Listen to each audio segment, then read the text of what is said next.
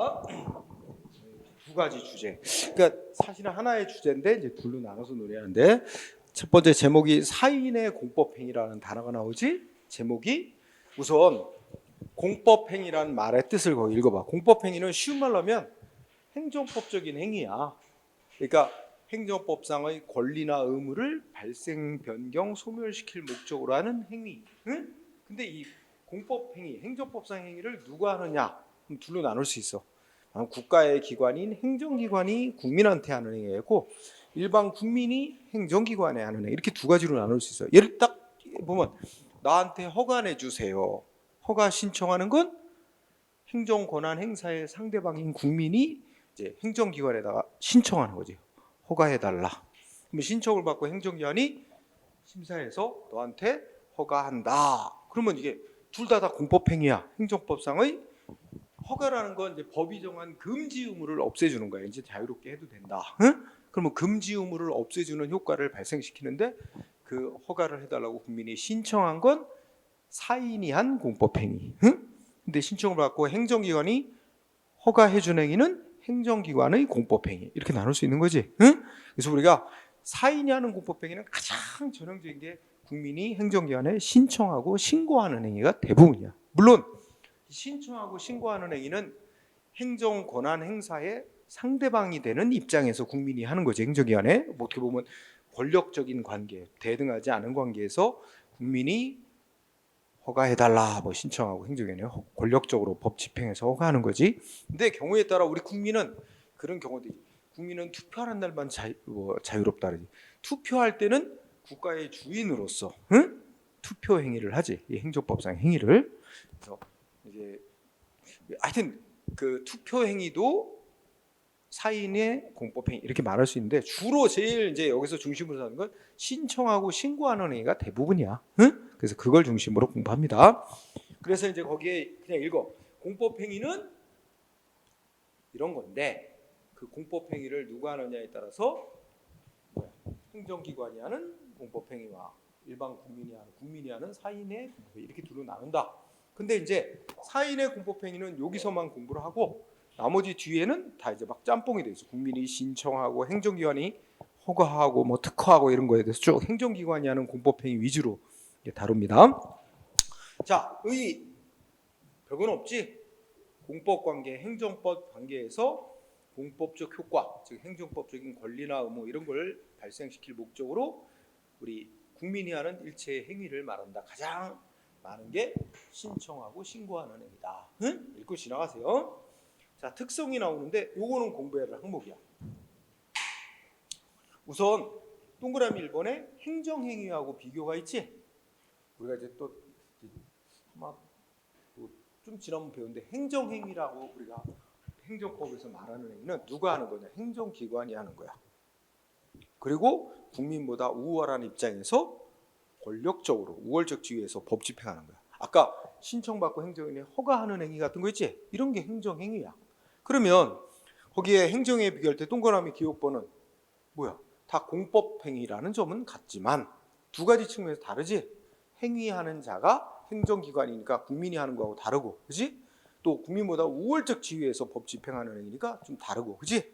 이해됐어요? 그러면 시험에 나오는 건 니은번.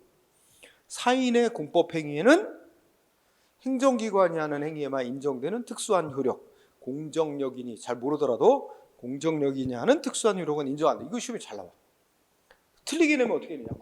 사인이 하는 공법행위도 공법적 효과를 발생시킬 목적으로 하는 행위니까 공정력 등이 인정된다. 그러면 틀려. 그래서 사인이 하는 공법행위는 공정력이니 하는 특수한 효력이 인정 안 된다. 이거 시험에 단골이야. 응? 니은번에 그거 중시. 그 다음에 동그라미 2번. 사법행위? 이거는 말 그대로 뭐야?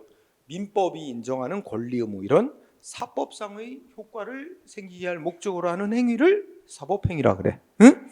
그러면 우리 개인들이 하는 거 측면에서는 행위자는 같다 하더라도 공법행위는 행정법적인 권리 의무를 발생시킬 목적으로 하는데, 사법행위는 민법이 인정하는 권리 의무 이런 걸 발생시키려고 하는 거니까 목적이 달라. 행위의 목적이. 그지? 그래서 기억번에 이제 목적이 다르다. 또 다른 점이 있어. 우리가 지난 개인끼리 나하고 내 개인이 한 사람이 또 다른 개인하고 나하고 계약 맺자. 사인이 계약 맺자고 신청, 다른 사인한테 신청하는 거 사인의 사법행위지. 근데 계약 맺는 행위 꼭 문서로 해야 되나? 아니야. 자기네들이 알아서 합의하기 나름이야. 문서로 계약해도 되고 구두로 해도 되고. 이건 뭐야? 형식도 자유롭고, 그지? 내용도 자기들이 뭐 법이 금지하는 것만 아니면 자유롭게 내용 정해도 돼. 응?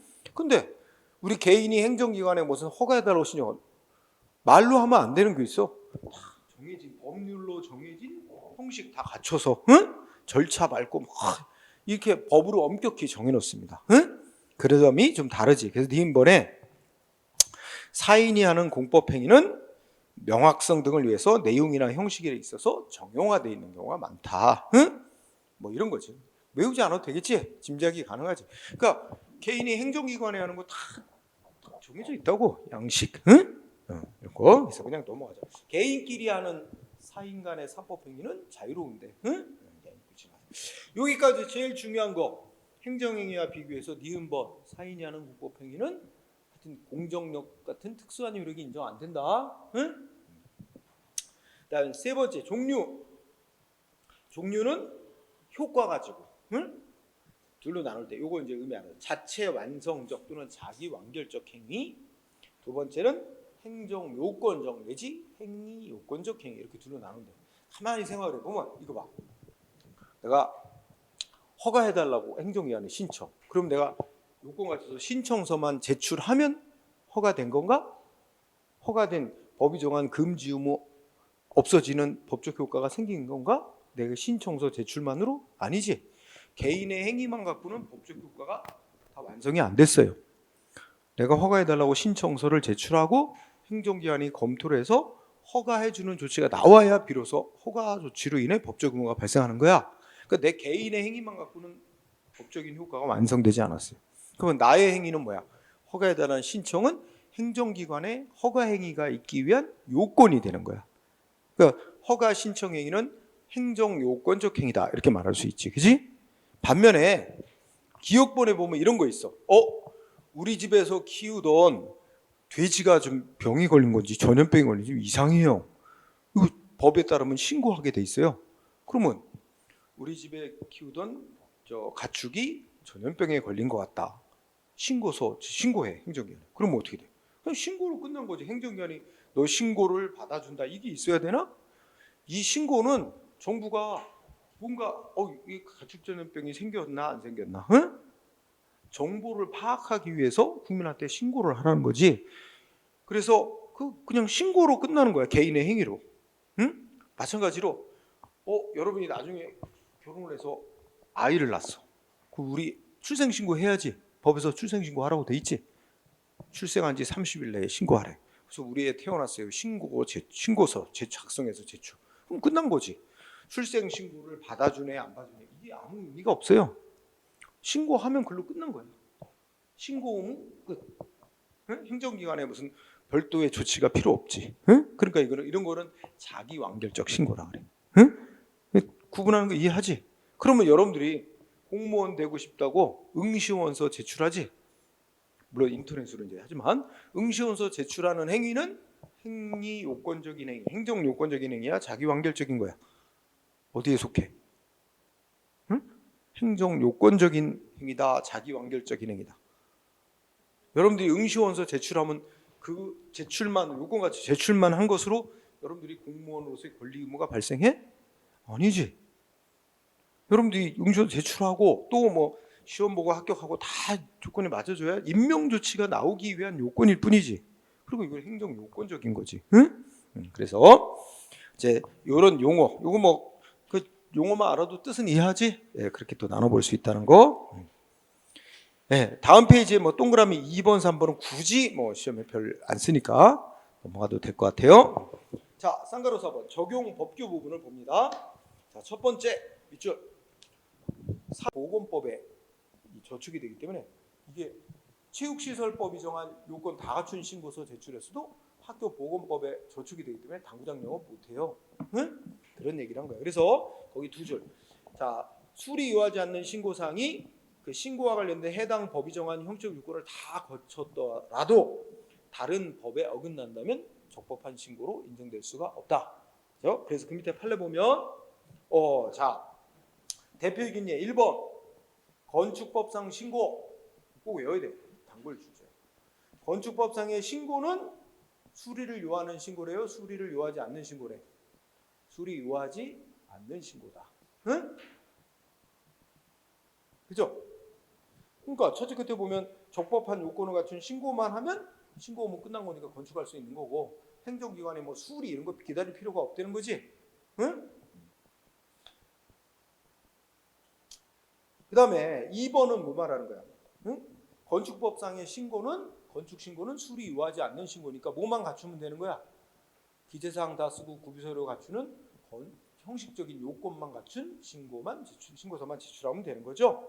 응? 이런 뜻이고 3번 공부할 사항 뭐야? 두 가지. 자, 수산 제조업 신고. 응? 수산 제조업의 대표적인 예가 김 가공 공장 같은 거야. 응? 수산 제조업. 자기가 김 가공 공장을 하겠다. 행정기관에 뭐만 하면 된대? 기재사항 다 써서 신고서만 제출하면 끝나는 수리 요하지 않는 신고사항이다. 수산 제조업 신고는 수리 요하지 않는 신고사항이다. 응? 그러면 자 거기 밑에 보니까 밑에 줄 보니까 담당 공무원이 법의 규정이 없는 사유를 들어 신고를 수리하지 아니하고 반려했대. 응? 그러니까 자 논리가 뭐야? 수산 제조업 신고는 수리 요하지 않는 신고고 요건을 갖춘 신고서가 제출됐으면 그때 신고 오면 끝난 거야. 근데 신고서를 제출했는데 행정기관이 뭐야? 법에도 없는 다른 이유를 들어 신고서 못 받아줘 하고 거부를 했대. 그래도 신고 이행된 거야. 신고 끝. 그죠? 그런데 이때 마지막 줄에 언제 신고가 됐다고 인정해줘요? 신고서가 제출됐을 때. 응? 자, 그러면 이어집니다. 다음 페이지 또 보면 4번 역시 수산 제조업 신고 나오죠? 요건 다 갖춰서 신고서 냈어요. 담당 공무원이 법에도 없는 이유를 들어 신고를 못 받아주겠다고 수리를 거부한대. 응? 그랬어도 신고서를 제출하고 왔으면 신고된 건데, 응? 이 사람 공무원이 엉뚱한 이유 들어서 못 받아준다, 다른 요건 갖춰와라 하니까 신고서를 제출 안 하고 왔대. 그러면 신고가 된 거래 안 된 거래? 신고된 효력 인정 안 된대. 신고서 제출 안 했으니까. 응? 그래서 그 앞에 문장이 뭐야? 응? 형식적 요건을 모두 갖춘 수산 제조업 신고서를 제출했다면 신고 효력 언제 발생하는 거야? 신고서 제출된 때 신고의 효력이 발생하겠지? 신고된 거로. 그래서 담당 공무원이 법이 정하지 않은 사유를 들어 신고를 수리하려고 반려할 때도 여기는 지금 첫째 줄에 신고서를 제출한 경우겠죠? 그러나 셋째 줄 끝에 읽어봐. 담당 공무원이 법에도 없는 서류를 요구하여 신고서를 제출하지 않았대. 그러면 신고 효력 인정 안 해줍니다. 응? 설령 공무원이 엉뚱한 이유를 들어 다른 조건 갖춰와라 해서 신고서 제출 못했다 그래도 제출을 안 한 이상은 신고의 효력이 발생하지 않는다는 겁니다. 응? 되게 중요. 그 다음에 5번도 6번도 다 똑같은데 6번 건축물의 용도 변경 신고 중요해요. 건축물마다 이게 뭐 상업용, 주거용, 응? 무슨 창고용 다 용도가 정해져서 나와요. 응? 근데 건축물의 용도를 변경하겠다고 신고하는 거 수리 요하지 않는 신고 사항이고 이때 신고서 제출하면 어떻게 된대? 응? 공무원 어떻게 된대? 법에도 없는 사유를 내세워. 그러니까 그 기준에 적합한 이상 형식적 요건을 구비했다면 응? 신고된 거지. 법에도 없는 이유를 들어 수리를 거부하는 건 위법이다. 응? 자, 7번 체육시설 변경, 이용료 변경 신고서 수리 요하지 않는 신고사항이다. 다 그렇게 공부하는 겁니다. 응? 그래서 7번, 8번 다 같은 얘기죠. 그다음에 9번 그 원격 평생교육 정보통신 매체를 이용하여 돈을 받고 불특정 다수인에게 원격 평생교육을 실시하기 위해 그 원격 평생교육 실시하겠다고 신고하는 거 뭐래? 수리 유하지 않는 신고. 법이 정한 요건을 갖춰서 형적 요건을 갖춰서 신고하면 신고서 제출될 때 신고된 거다. 그 사람은 이제 적법하게 영업하는 거다 이런 말입니다. 응? 그래서 마지막 줄에 가면 형식적 요건 다 갖춰서 신고서 냈으면 끝이지. 뭐 공익에 안 맞느니 말에는 실체적인 내용적 요건을 이유로 거부할 수 없다. 응? 그다음에 10번도 이게 동네 여러분들 동네 병원 있잖아. 의원 열겠다. 그러니까 의사는 보건복지부장은 어떤 의사 면허를 받았지? 그런데 병원은 어디서 열겠대? 인천시 여기 미추홀구에 어디 와서 뭐 2층에 무슨 병원을 열겠대. 그러면 여기 구청장이나 뭐 이게 의원 병원 문 연다고 신고하게 돼 있다는 거야. 그게 의원 개설 신고야. 그럼 공부 요령이 뭐야? 의원 개설 신고는 수리를 요하지 않는 신고다. 응? 이거죠. 응? 그리고 그러면 자 의원 개설 신고는 수리 요하지 않는 신고니까 언제 신고의 효력이 발생해? 신고 의무 언제 이행된 거야?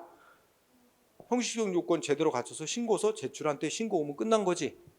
근데 거기 보면 뭐 신고 필증을 주라고 돼 있어도 그거는 큰 의미가 없어요. 신고 필증 안 줬어도 신고서가 제출될 때 신고 의무는 끝난 거다. 응? 신고 필증 안 줬다 그래도 신고된 거에 효력이 아무 영향 없다는 거지. 이것도 잘 나오고. 그 다음에 11번.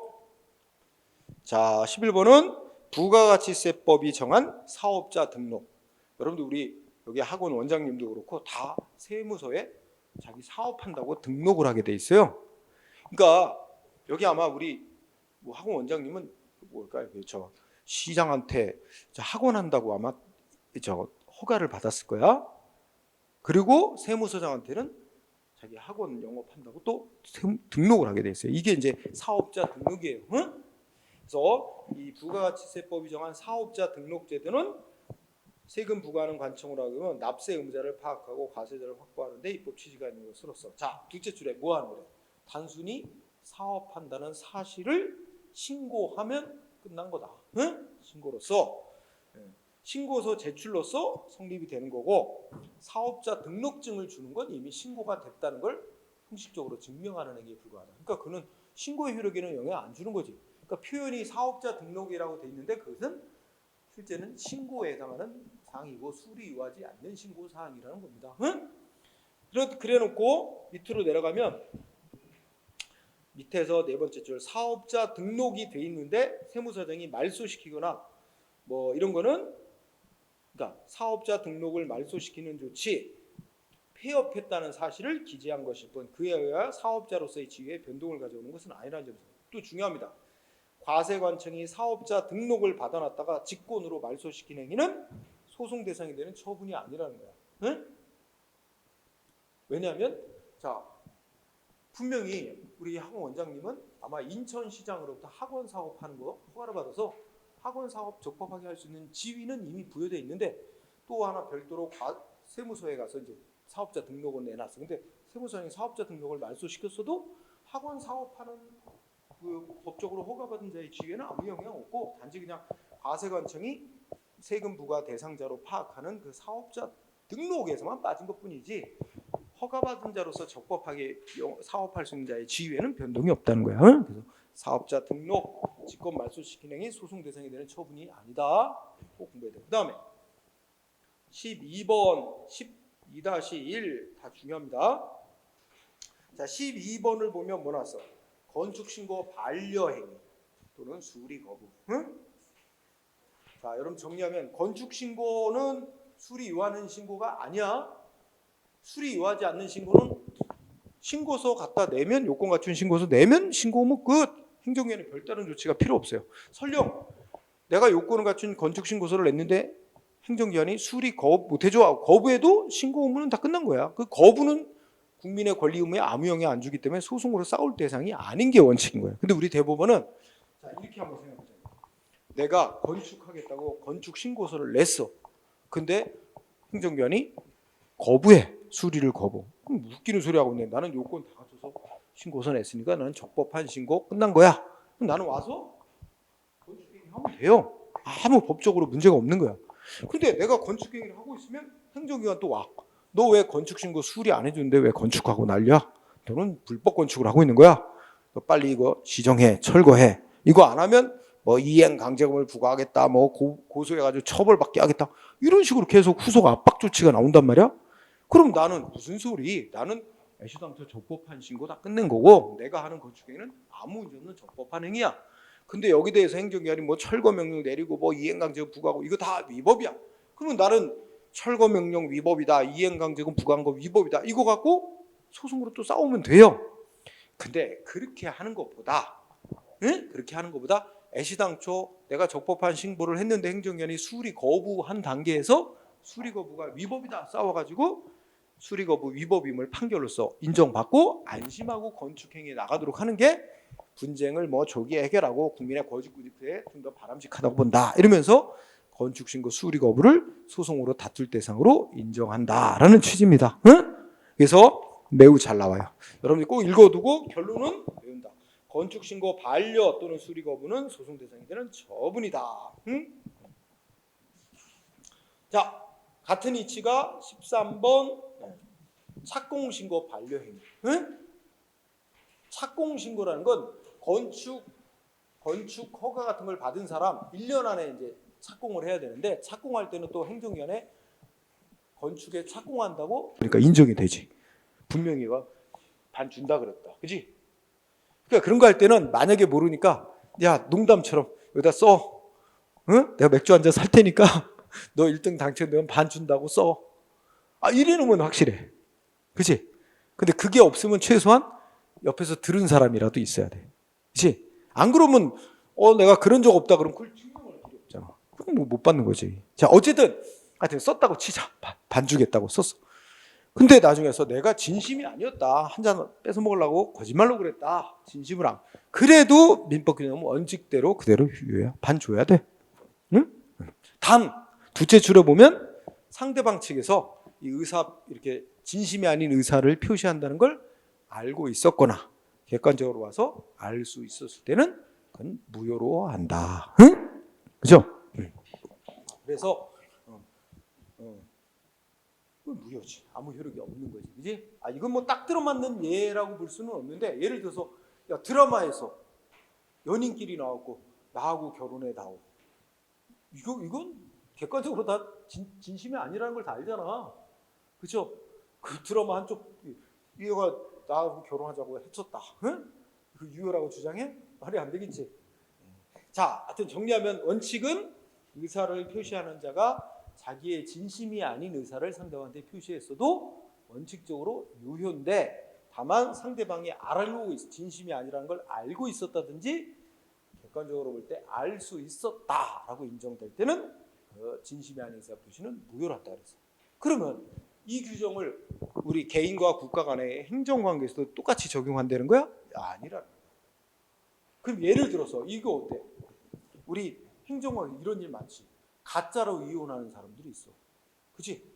서류상으로만 이혼 신고를 했고 실제는 같이 살면서도 뭐 세금을 피하기 위해서인지 무슨 목적으로 하든 뭐 예전에 보니까 아파트를 부부가 따로따로 이제 아파트 분양을 받기 위해서 응?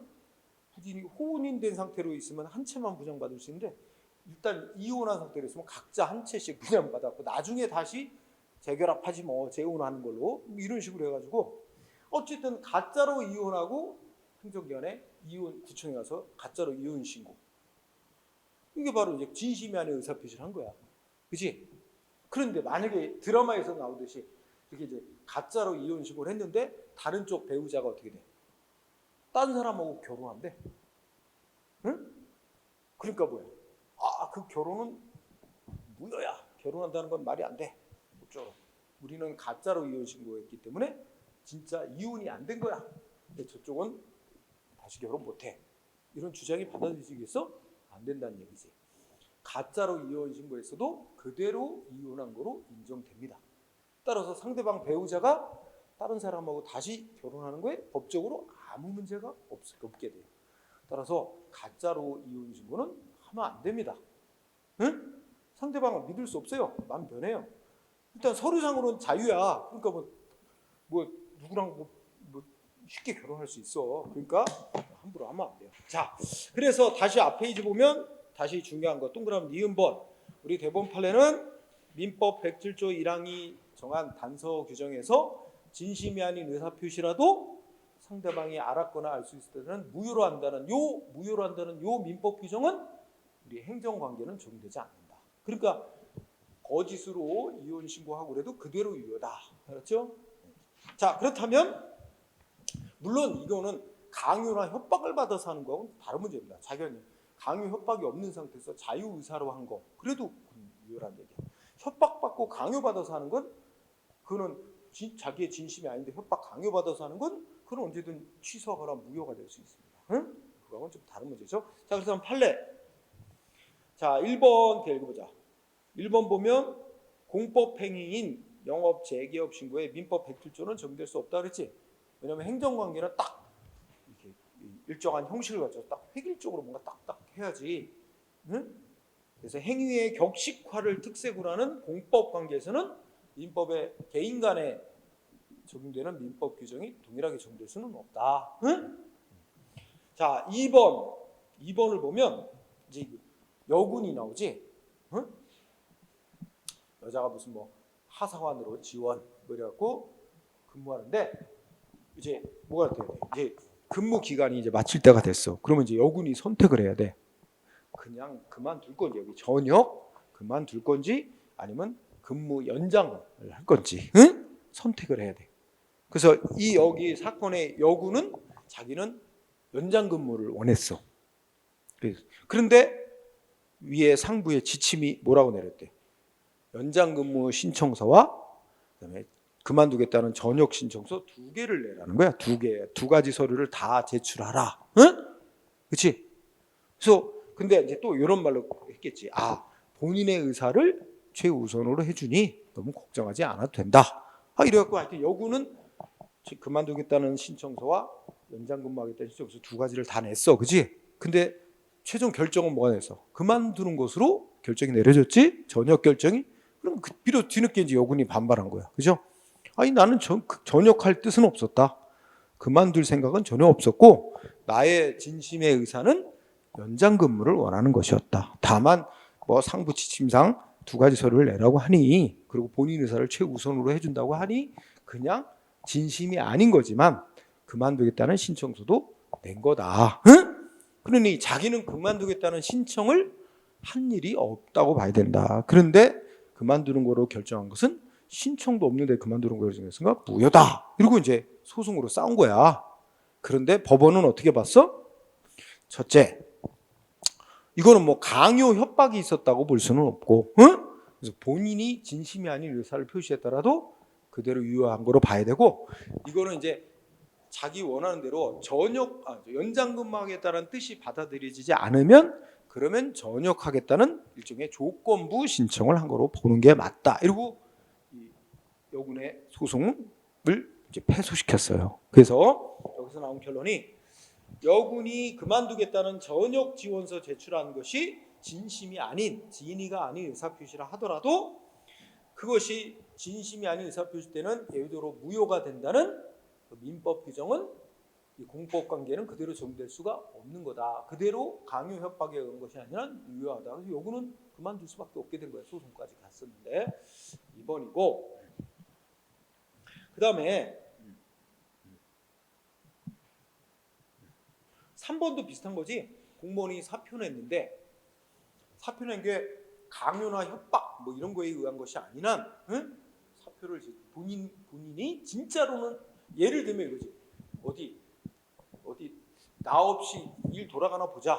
내가 이제 승질 났고 사표를 탁 던졌어. 그지? 당연히 반려될 걸로 알았어. 응?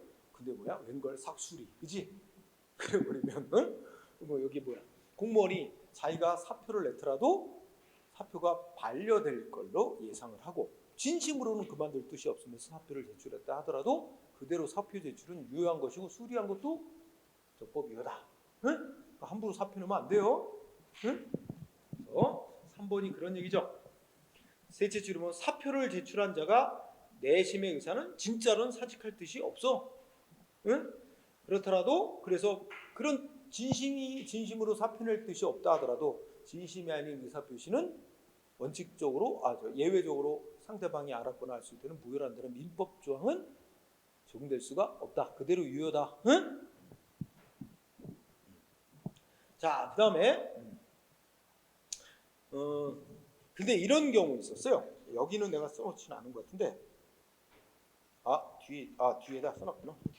자, 다섯 번째 항목 사인의 공법행위 효과 나왔죠?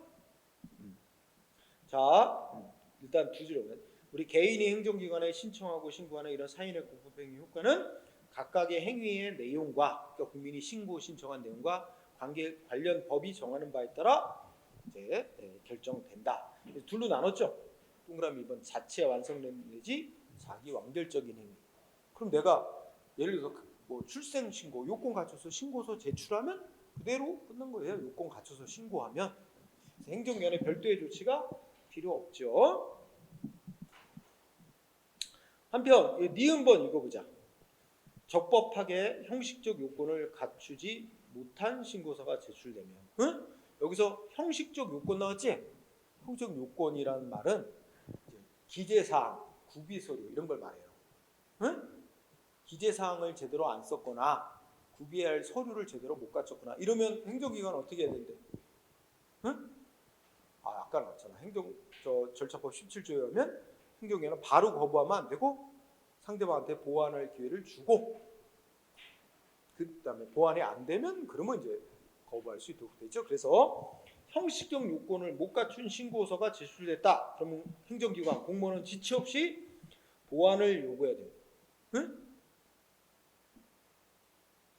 보완 안 하고 바로 되돌려 보내고 바로 거부하면 위법입니다. 그런 중요한 건 보완할 수 있는 흠이 있는데도 보완할 기회를 주지 않고 하는 건 위법입니다. 그다음에 오른쪽에 가면 행정요건적 행위의 대표적인 행위는 신청입니다. 허가해달라는 신청이 들어왔다. 응? 그럼 행정기관은 어떻게 해야 돼? 일단 신청서는 접수해야 됩니다. 접수 의무가 있죠. 신청서 자체를 거부할 수는 없어요. 신청서를 접수했다고 해서 허가해 준 거야? 아니야. 허가 신청을 받았다 하는 게 접수일 뿐이지 허가를 내준 건 아닙니다. 응? 일단 법에 보면 행정기관은 국민으로부터 허가 등의 신청이 있으면 특별한 규정이 따로 없는 한 그 접수는 받아야 된다는 뜻입니다. 응? 그래 접수를 받아놓고 어떻게 돼? 이제 신청서 내용을 검토하지. 검토했는데 거기에 기재사항이 빠져 있거나, 응? 구비서류가 빠져 있거나 이러면 보완을 요구하고, 그지? 보완 안 해면 그 다음에 신청서를 거부할 수 있죠. 그죠? 그래서 니은번 역시 구비서류 미비 등 흠이 있으면 보완을 요구해야 됩니다. 바로 거부하면 안 돼요. 그리고 디귿번 수리 및 응답 의무 그렇죠? 그러면 허가 신청서가 요건 기재사항 구비서를 다 썼다. 그러면 이제 신청서를 검토한 뒤에 허가해 줄 것인가 말 것인가, 그죠? 결정하는 거죠. 그래서 원칙적으로 허가 요건이 다 구비됐으면 허가를 내줘야 되는 것이고, 요건이 구비가 안 됐으면 이제 허가를 거부해야 되는 것이고, 이렇게 되는 거예요. 디귿번 넘어가고요. 이때 여러분들이 리을, 미음 둘을 주의합니다. 리을, 미음을 특히 중시. 자, 리을은 첫째 그때 뭐 있대? 신청한 허가, 예를 들어 허가 같은 거 신청한 국민한테 뭐가 있는 경우야? 신청권이 있는 경우야. 자, 리을의 핵심 단어 신청권이 있는 경우. 응? 그다음에 미음은 뭐야? 신청권이 없는 경우. 국민은 이제 신청을 해왔는데 이게 신청권이 있는 사람이 신청을 해왔대. 그러면 여기서 말하는 신청권이란 응답해야 될 의무입니다. 응답해야 될 의무인데 신청권이 있다. 그러면 행정기관은 뭔가 법에 따른 제대한 적법한 응답을 해야 될 의무가 있습니다. 물론 이제 법에서 요건 갖추면 해줘야 된다 이렇게 됐으면 요건을 구비해야 되는 법이 정한 그 조치를 반드시 해줘야 될 것이고, 법에서 요건을 갖췄어도 행정기관이 여러 가지를 고려해서 할 수 있다 이렇게 됐으면 또 안 할 수도 있는 거고, 그지? 그 얘기를 쓰는 거예요. 그래서 리을에 신청한 사람에게 신청권이 있는 경우, 그러면 두 번째 줄 행정기관이 법에서 요건 갖추면 해야 한다라고 돼 있는 기속행위이든 할 수 있다라고 돼 있든 재량행위든 어쨌든 조치 신청에 대해서 응답을 해야 됩니다. 응? 요거 중요해. 기속행위인지 재량행위인지 안 따지고 행정기관은 신청에 대해서 적법한 응답을 해야 될 의무가 있습니다. 응? 이게 중요해요. 기속행위는 요건 구비됐으면 해줘야 된다고 돼 있으니까 당연한 거고, 요건 구비된 경우 할 수 있다 이렇게 돼 있어도 하고 안 하고 응답을 해줘야 됩니다. 응? 응답할 것인지도 자유가 아니에요.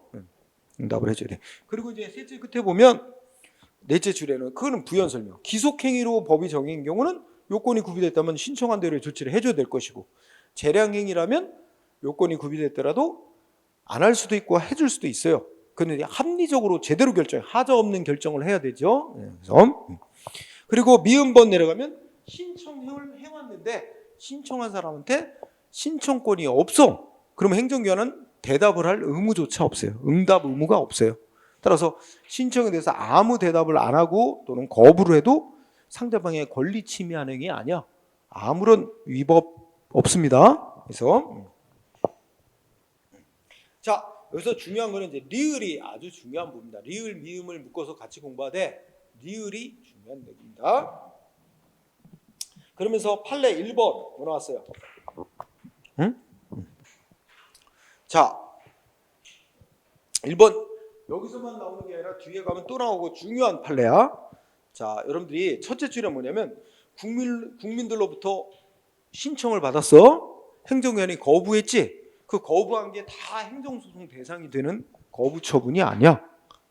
행정소송 대상이 되는 거부 행위가 되려면 신청권이 있는 사람이 신청을 해온 거에 대해서 거부를 해야 소송 대상이 되는 거부 행위가 돼요.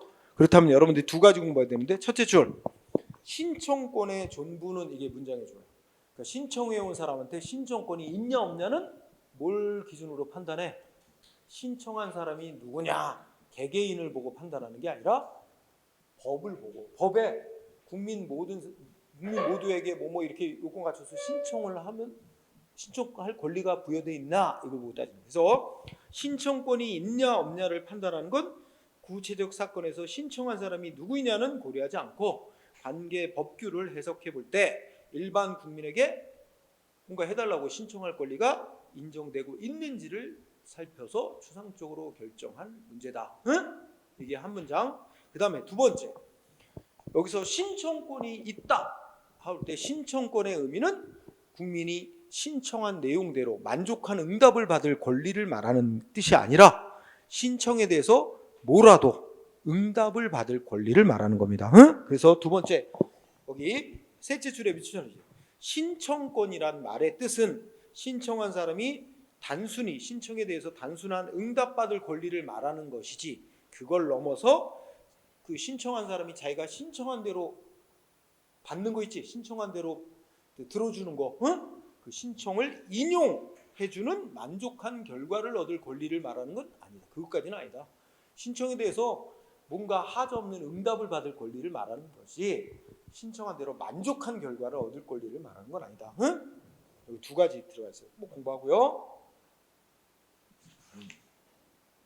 그 다음에 2번 판례도 좀 중시해야 되네. 자, 거기 뭐 민원 사무 처리에 관한 법령 쭉 나오는데,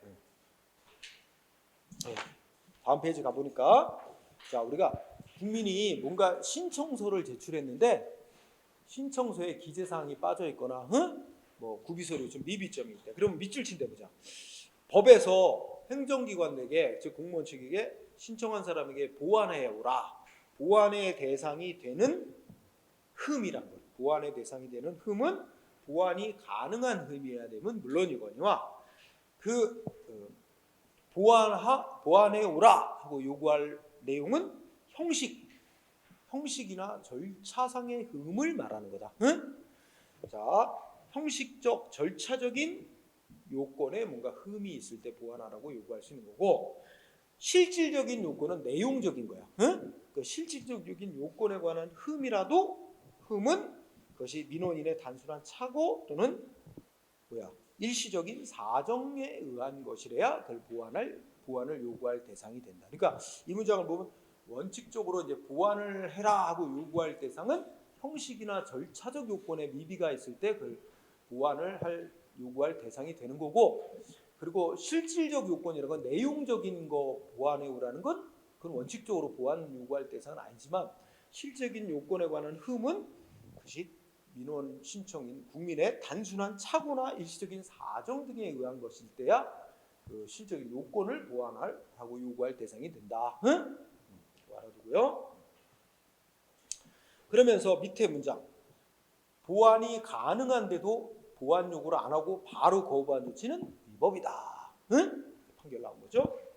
자, 그 다음에 뭐 수정인가 재신청은 특별한 여기서 음쪽으로 잡지 말고, 그 다음에 6번째 마지막 문제로 사인의 공법행위 하자와 행정의 효력 있죠. 이거 이제 간단하게 둘로 나눠서 공부합니다. 동그라미 1번의 제목에 단순한 동기, 요거 밑줄, 단순한 동기에 불과하다. 단순한 동기. 그다음에 동그라미 2번은 필요적 전제 요건, 이렇게 두다. 자, 요 말을 보자. 이게 여기서 얘기하는 게 이거야. 자, 예를 들면 뭐 공무원이 사표 제출, 그런데 행정기관이 사표를 수리했어. 사표 수리, 의원 면직 처분이라는. 근데 사표를 수리하는 건 당연히 뭐가 있어야 되지?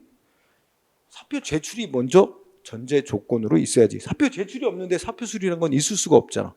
그러면 이 사표를 수리하는 행정기관의 행위는 개인의 행위인 사표 제출이 있어야 됩니다. 그러니까 이게 이제 이 둘의 관계로 보면, 요게 행정기관이 한 행위, 이게 있기 위해서 이거는 이게 사인의 공법행위, 응? 이게 필수적인 전제 요건이야. 자, 이런 경우는 사표 제출에 위법, 흠이 있으면 어떻게 된다? 사표 수리 행위도 역시 위법한 것이 된다는 얘기입니다. 응? 그래서 거기 봐. 자, 동그라미 2번부터 봐. 동그라미 2번 필요적 전제 요건을 얘기한 거야. 이런 경우는 간단하게 결론이 뭐야? 응? 사인의 공법행위의 하자는, 응? 그러니까 사표 제출에 문제가 있으면 사표 수리한 행위에도 영향을 미친다고, 효력에. 응? 효력에 영향 미칩니다. 사표 제출이 도저히, 그러니까 공무원 A가 있는데 A가 사표를 낸 게 아니라 옆에 이제 뭐가 다툼이 있는 다른 공무원이 거짓말로 얘 도장 찍었고 사표를 냈어. 이게 밝혀졌어. 그러면 사표 제출 행위는 내지도 않은 거야. 무효야. 그럼 사표 수리 역시 무효가 돼. 이런 관계란 얘기야. 그래서 자, 저 필요적 전제 요건일 때는 사인의 공법행위에 뭔가 흠이 있다면 그는 행정기관의 행위에도 효력에 영향을 미쳐서 무효로 만들거나 취소 사유로 만든다 이거지. 그러나 동그라미 1번 단순한 동기에 불과한 경우는 행정기관이 어떤 조치를 하는데 개인의 뭐 신청이 있든 없든 이건 중요한 요건이 아니야. 응? 예를 들어서 우리가 이제 비가 많이 와서 도로 통행을 금지해놨다, 그렇지? 응? 그래서 여기 통행 금지했어. 근데 이거 통행 금지는 국민한테 통행 못하게 의무 부여한 거야. 근데 이 통행 금지를 해제할 것인가 말 것인가는 여러 상황을 봐야지. 복구가 제대로 됐나, 이런 거 다 보고 통행 금지 해제 조치를 하는 거야. 근데 주민 중에 누가 이거 불편이 너무 심하다, 빨리 통행 금지 해제해달라고 신청. 근데 통행 금지 해제해달라고 신청이 왔더라도 반드시 통행 금지를 해제해줘야 되는 건 아니야. 그거는 여러 가지 복구 상황이나 이런 걸 보고 금지할지 여부를 행정기관이 알아서 결정할 문제입니다. 그러니까 개인의 통행금지 해제라는 신청이 행정기관의 통행금지 해제 조치의 필수 견제 요건이 아니에요. 단순히 이 주민들이 불편이 심하다는구나, 빨리 금지 해제해달라는구나, 참작할 동기에 불과하지, 그지? 이럴 경우에는 개인이 통행금지 빨리 해제해달라고 신청하는데 뭐 필요한 요건을 못 갖췄다 하더라도 그는 행정기관의 통행금지 거부나 통행금지 해제 조치에 아무 영향을 안 준다는 거지. 응? 그래서 개인의 행위가 행정기관이 하는 행위에 단순한 동기에 불과하다면 결론은 뭐야? 행정기관이 한 행위의 효력에 아무 영향 안 준다고. 개인의 행위에 흠이 있든 없든. 응? 그래서 결론, 단순한 동기에 불과하면 아무런 영향을 안 준다. 필요적 전제 요건인 경우는 효력에 영향을 준다. 응? 정리하고 판례 밑으로 내려가 보면 1번 어때? 응? 일단 거기에 4줄까지 보면 지금 배운 일반론을 얘기하는 거야. 공무원이 사직서를 냈다 그랬지? 근데 사직서를 제출했는데 첫째 끝에 뭐야? 강요 협박을 받아서 사표를 제출하는 경우에 그 강요 협박의 정도가 공무원이 자유롭게 의사를 결정할 수 없을 때 신고를 하게 돼 있는 거야. 건축 신고, 그러니까 착공 신고, 반려하는 행정기관의 행위도 역시 소송 대상이 되는 처분이다. 자, 12번, 13번. 자, 그 다음에 14번, 15번, 16번, 14, 15, 16 같이 묶어요. 응? 다 같은 논리야. 자, 14번 보면 뭐 나왔어? 건축법하고 체육시설 설치 법률은 이게 서로 법의 제정 목적, 적용 범위 등을 달리하는 법이다. 어느 법이 한쪽 법에 우선하는 관계가 아니다. 그렇기 때문에 어떻게 된대? 체육시설법에 따라서 어떤 사람이 골프 연습장 하려는 사람이 신고 요건 다 갖춰서 신고를 했더라도 그 골프 연습장을 하려는 건물이 무허가 불법 건물이라면 건축법에 위반되는 거지. 그러면 다른 법에 절촉되니까 적법한 신고가 될 수가 없다. 응? 또 15번 아까 당구장 얘기했지? 당구장을 하려는 사람은 학교 부근이 아니면 그냥 체육시설법에 따라 당구장 신고 요건만 갖춰서 신고서만 제출하면 끝나는 건데 당구장을 어디서 하려고 그러는데 학교 부근에서 하려고 그러는데 애들 학교 부근에서 그러면 학교 보건법에 의하면 교육 환경을 위해서 당구장 술집 이런 거 못 들어서게 돼 있어. 그러니까 학교 보건법에 어긋나니까 다른 법이 정한 신고 요건 갖춰서도 신고로 적법한 신고로 인정해 줄 수가 없다. 응? 그다음에 18번은 아주 간단히 축산물 판매업이 우리 동네에 많이 생겼지? 정육점 말이야. 정육점 영업하는 거. 응? 요새는 젊은 남자들이 많이 하더라고. 축산물 판매업 신고. 자, 축산물 판매업 신고 공부 요령 뭐야? 수리 요하지 않는 신고다 이겁니다. 응? 수리가 필요 없는 신고다. 자, 이번에는 3번 행정기관의 수리가 필요한 신고. 응? 다른 말로 행정요건적 신고. 응? 옛날에 허가제보다는 조금 그 국민의 활동에 대한 규제가 조금 완화된 허가제로서의 성격을 갖는 신고다 이렇게도 말하는 건데, 자, 여기는 신고된 거로 인정이 되면 인정을 받으면 우선 개인이 요건을 갖춘 신고서를 제출하고 행정기관이 검토해서 수리해 준다 해야 신고 끝나는. 아까 수리 요하지 않는 신고는 개인이 적법한 신고서만 제출하면 끝나는 거였잖아. 근데 여기는 적법한 신고서 제출, 그다음에 플러스 행정기관의 수리가 있어야 신고면 끝난 게 되는 거야. 응? 그러니까 좀 더 규제가 센 거지. 응? 그러면 1번 뜻 이해했지? 동그라미 2번 수산업법이 정한 어업신고, 그냥 건축신고가 아니라 인허가 의제에서 효과를 수반하는 건축신고 등등 이런 신고가 바로, 그리고 또 가면 명의변경신고. 여러분 두 가지는 거의 100%예요. 명의변경신고, 지위승계신고 이런 말로 하면 다 행정기관의 수리가 필요한 신고야. 응?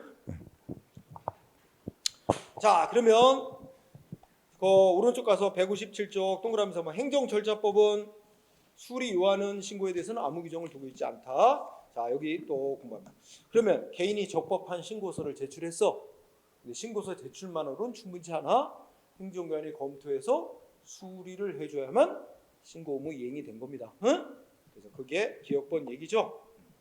따라서 두 번째 축을 때 개인이 적법한 신고서를 제출했는데 행정기관이 수리해주거나 수리 거부하는 행위는 개인의 신고 의무 이행된 효과, 법적 효과를 가져오는 거기 때문에 두 번째 줄에 수리행위나 수리 거부는 소송 대상이 됩니다. 응?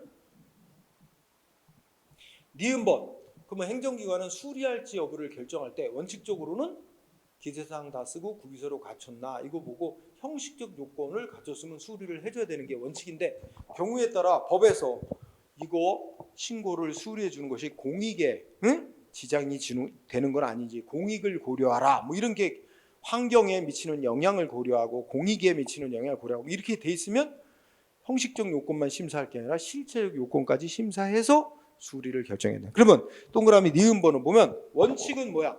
두 번째 줄. 원칙은 형식적 절차적 요건만 심사한 후 수리를 결정하는 겁니다. 다만 첫째 줄에 있듯이 실체적 요건, 즉 내용적인 요건, 공익에 맞는지 이런 것까지 심사하도록 규정이 있으면 그것까지 해야 됩니다.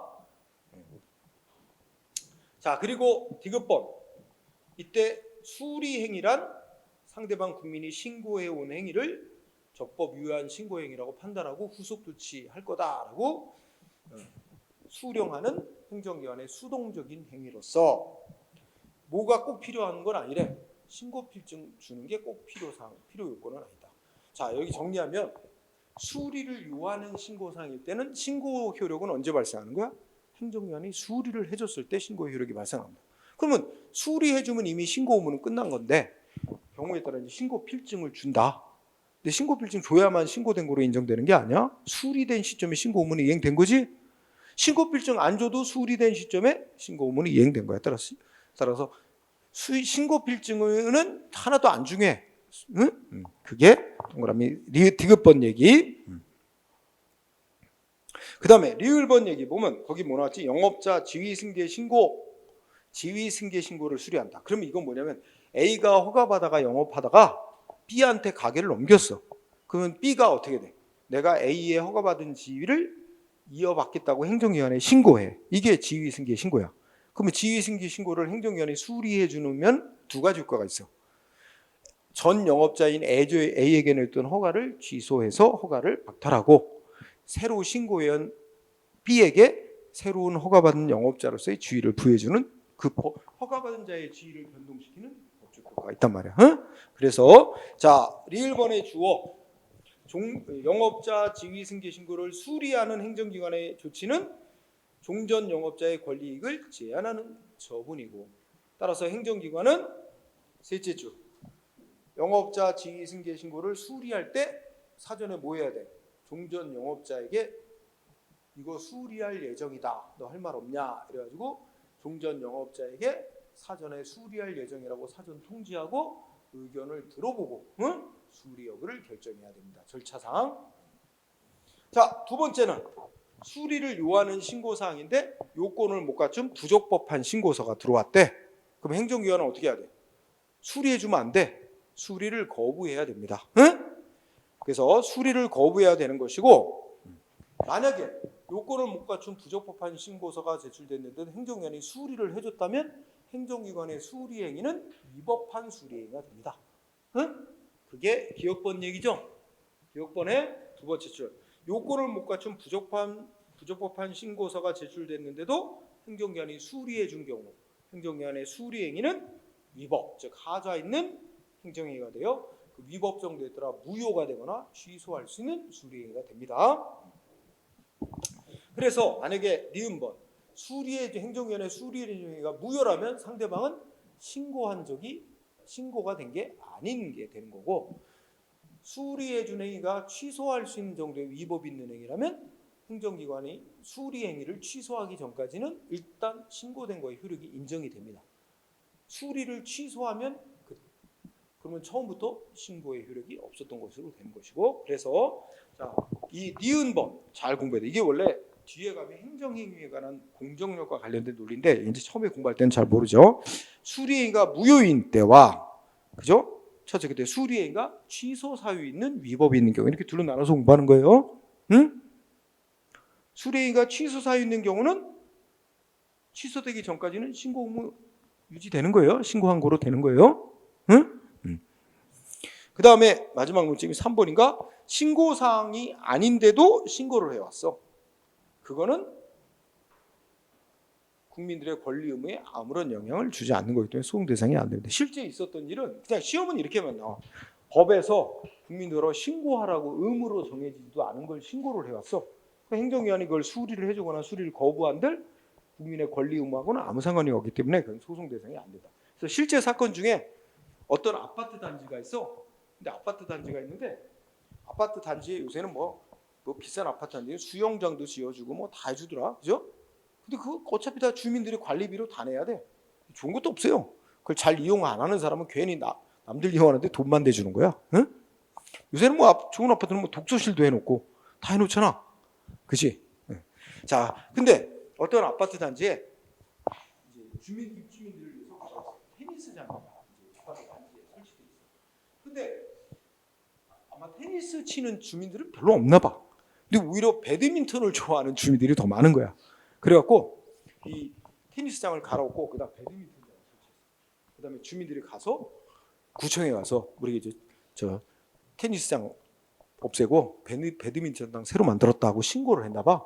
구청에서 그걸 수리라고 해줬대. 그러니까 그 원래 테니스 좋아하는 사람들이 가서 왜 그거 수리해 줬냐고 그 위법이라고 소송으로 싸웠어. 근데 원래 이게 법에 의하면 입주민들 대표회의에서 자체적으로 알아서 결정할 문제지 행정기관에 뭐 신고하고 할 사항이 아니라는 거야. 그래서 그걸 뭐 수리를 해줬다 해도 아무런 법적 효과에는 영향이 없는 거라 소송 대상이 안 된다는 그런 판결이었습니다. 어쨌든 3번 두수라고 뒤에 가면 판례 봅시다. 아이고야 1번 중요합니다. 1번 중요. 간단히 핵심만 말하면 두 번째 끝에 주민등록 신고는 뭐래요? 행정청에 신고서 도달만 되면 신고 의무 끝난 게 아니라 행정기관이 수리를 해줘야 비로소 신고 의무가 이행되는 거다. 달리 말하면 주민등록 신고는 수리를 요하는 신고다. 응? 그 다음에 2번. 여러분 여기 조두순이라고 있지. 응? 어린아이 성폭행한 그 조두순 풀려나가 지금 어디 살아? 안산에 살아요. 안산. 근데 안산에 살고 있는 조두순이 여러분 사는 동네로 이사 온대. 여러분 사는 시군구에 전입신고했어. 동네 사람들 들고 일어나. 얘 전입신고 받아주지 마라. 응? 그러면 구청장 어떻게 돼? 시군구청장. 사실은 받아주고 싶지 않은데 성폭행한 사람은 우리 동네에 받아줄 수 없다. 전입신고 거부할 수 있나? 안 된대.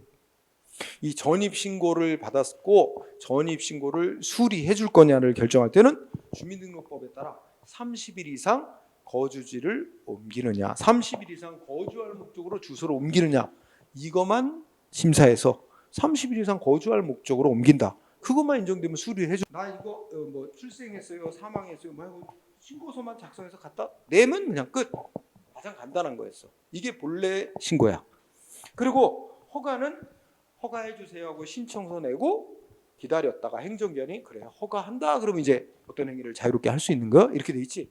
그 다음이 무슨 특허 뭐 이런 게 이런 식으로 이제 국가와 개인 간의 관계에서 개인이 얼마나 자유를 갖느냐에 따라서 이렇게 나눌 수 있는데 요 중간에 생겨난 게 우리나라 이제 허가제로 법에서 많이 규정해 놨었는데 이 허가받도록 하는 것이 국민에 대한 어떤 규제, 행정 규제를 많이 한다. 규제 완화라는 차원에서 조금 이 규제를 완화하고자 생겨난 게 여기서 수리를 요하는 신고라는 게 새로 생겨난 거야.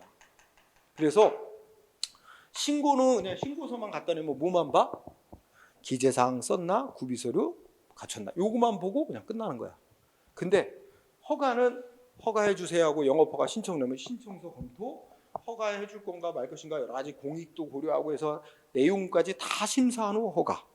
근데 그 중간에 요게 생겨나서 요것도 신고긴 신고인데 본래 의미의 수리를 요하지 않는 신고와 허가 사이에 약간의 그 규제가 좀 완화된 그런 형태야. 그래서 수리 요하는 신고는 원칙적으로 신고서를 내면 원칙은 이제 신고서 제대로 썼고 구비서류 갖췄나만 보는 게 원칙이지만 경우에 따라서 공익적인 목적에 맞나 뭐 이런 것도 검토해서 또 수리를 결정하는.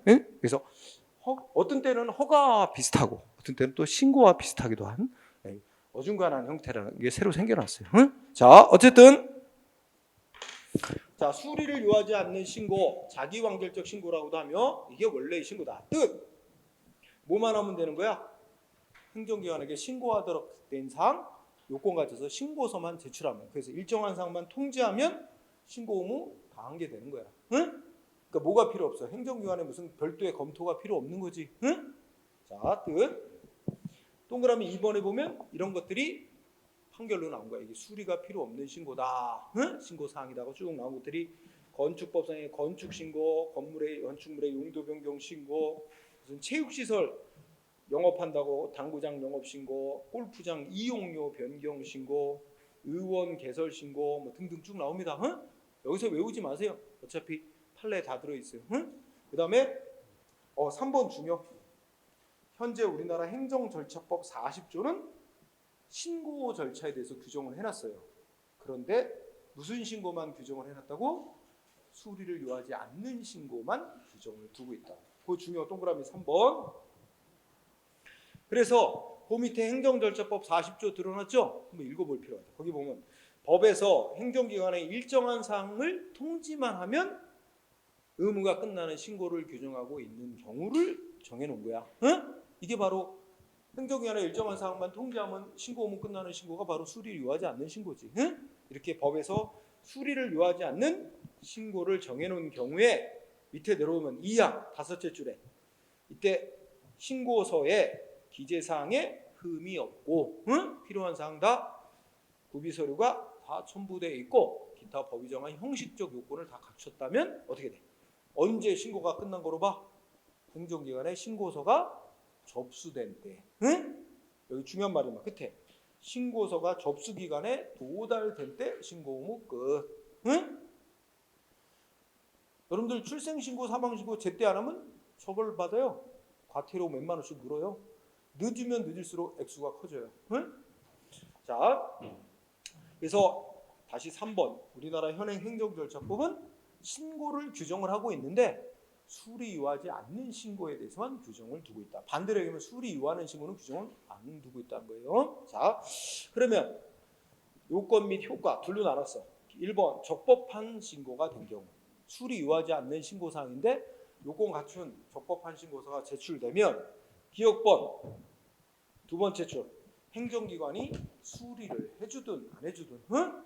수리 여부와 관계없이 신고서가 접수기간에 도달된 때 신고 의무 이행된 거로 본다. 응?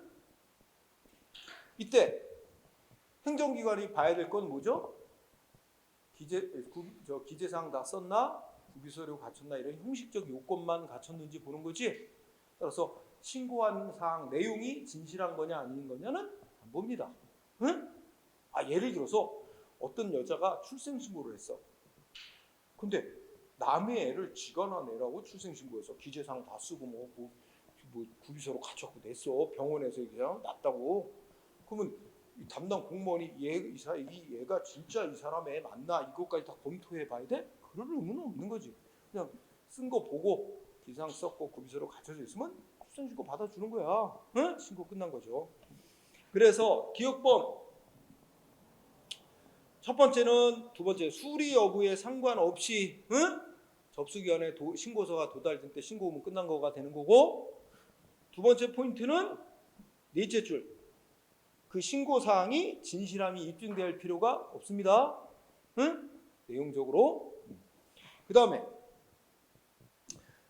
니은번 보면 경우에 따라 신고를 받은 행정기관이 신고필증이라고 신고했다는 걸 나타내는 증명서를 주도록 규정을 하고 있을 수가 있어요. 응? 근데 만약에 신고서가 제출되는데 신고필증을 안 줬어. 그러면 신고가 안 된 걸까? 아니야. 수리 요하지 않는 신고는 언제 신고가 된 거로 인정해 준다? 신고서가 행정기관에 도달됐을 때. 그럼 신고 의무 끝난 거야. 신고필증을 주는 건 뭐야? 신고 의무가 끝났다는 걸 증명해 주기 위해서 더 주는 거야. 만약에 신고필증을 안 줘도 신고 의무는 다 끝난 겁니다. 따라서 니은번 신고필증은 법적인 효과는 아무것도 없어요. 응? 신고필증 안 중요하다는 얘기예요. 신고필증 주냐 안 주냐. 알았죠? 그 다음에 디귿번. 자, 디귿번의 첫째 줄 적법한 신고에 대해서 그러면 적법한 신고를 했다는 얘기는 요건 다 갖춰서 신고서 제출했지? 그러면 신고 끝난 거야. 행정기관이 너 신고를 수리 못 해줘 해도 어떻게 된 거야? 수리 거부해도 신고 의무에는 아무 영향이 없습니다. 따라서 쭉 읽어놔. 적법한 신고에 대해 행정기관이 수리를 거부해도 신고 의무는 이행된 것이 되기 때문에 행정기관이 수리를 거부하는 것은 법적인 의미가 없다. 그러니까 수리를 거부했어도 나는 신고 의무 다 끝났어. 난 신고한 행위 뭐 하면 됩니다. 법적으로 아무 문제가 없어요. 그래서 행정기관의 수리 거부는 소송으로 다툴 대상이 될 필요가 없어요. 원칙이. 하지만 최근 들어 판례는 어떻게 돼? 응? 밑에 다섯째 줄. 다만 최근의 판례는 건축신고를 반려하는 행위. 그 밑줄 쳐주세요. 건축신고 반려행위, 착공신고 반려행위 한 2개 정도가 주로 시험 나오는데 이거 수리를 요하지 않는 신고, 요건 갖춰서 신고했는데 행정기관이 수리 거부했는데 소송으로 다툴 수 있는 대상으로 인정을 했습니다. 좀 이따 또 한번 설명할 거야. 자, 그 다음에 신고 필증 예의가 리을에 있구나. 응? 그 다음에 오른쪽에 건축법을 보면, 여러분 건축법에는 대략 이렇게 막 새로 건물을 진다, 건물을 완전히 막 뜯어고치고 막 크게 대수선하고 막 이런 거는 허가받아야 돼. 그런데 간단하게 무슨 담장을 새로 설치한다, 이게 경미한 건축상은 하겠다고 신고서만 제출하면 하게 되죠. 신고조서도 안 내고 하면 뭐 과태료 물게 되고 하지만, 그래서 미음번에 보면 건축법원 행정기관은 건축 신고를 받은 날로부터 5일 안에 신고를 수리할지 여부 또는 그 민원처리법에 따라서 처리 기간을 연장할지 여부를 통지하도록 규정하고 있다. 응? 그러니까 첫째 줄에 건축 신고 받은 날부터 5일 이내 수리할지 여부를 상대방한테 통지하도록 규정을 뒀다는 거야. 응? 그러나 마지막 끝에 가면 5일이 지나도록 통지를 안 했다 그래서 기간이 끝난 다음 날에 수리가 된 거로 본다, 이런 규정은 없어요. 응? 시험 문제 한번 나왔기 때문에 예를 든 겁니다. 자, 이 세 가지가 논점인데, 지금까지는 적법한 신고서를 제출했을 때를 전제를 했습니다. 그 다음에 2번은 부적법한 신고서를 제출한 경우, 그러니까 기재사항 제대로 안 쓰고 구비서를 제대로 첨부하지 않은 채 부적법한 신고를 했어요. 응? 그러면 기억번, 행정기관 어떻게 해야 되지? 고쳐오세요. 보완을 요구하고, 그지? 응? 기억번에서 지체 없이 보완을 요구하고, 응? 그래도 보완 안 해오면 그러면 이제 신고서를 되돌려 보낼 수 있다고 돼 있죠. 이때 니은이 아주 중요합니다. 설령 요건을 못 갖춘 신고서가 제출됐는데 행정기관이 어떻게 했어? 수리를 해줬다 그래도 부적법한 신고서인데 행정청이 수리해줬다, 그러면 신고된 거로 인정해줘? 안 돼. 여러분 이거 보면 결국 중요한 건 뭐지? 자기완결적 신고에서는 신고를 하는 국민이 요건을 갖춘 신고서를 행정기관에 제출하는 게 제일 중요한 거예요.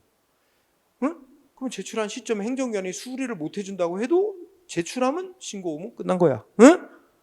따라서 근데 부적법한 신고서를 내면 당연히 행정기관은 수리를 거부해야 되는 거고, 신고가 안 된 거고, 설령 행정기관이 부적법한 신고서를 국민이 제출했는데도 수리해 준다고 했어도 신고 효력 안 생겨.